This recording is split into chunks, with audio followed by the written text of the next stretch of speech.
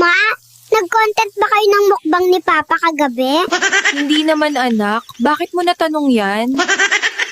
Rinig kasi kita kagabi, sabi mo kay Papa, sige na mahal, kainin muna yan. Ano ba yung ipapakain mo kay Papa, Ma? Ma, may kapatid na ba ako? Wala baby, bakit mo natanong yan?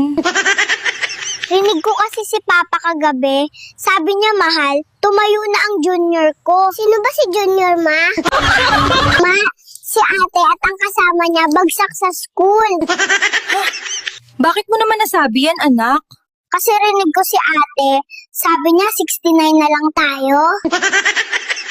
Diba, 75 ang passing, kaya yun, bagsak sila.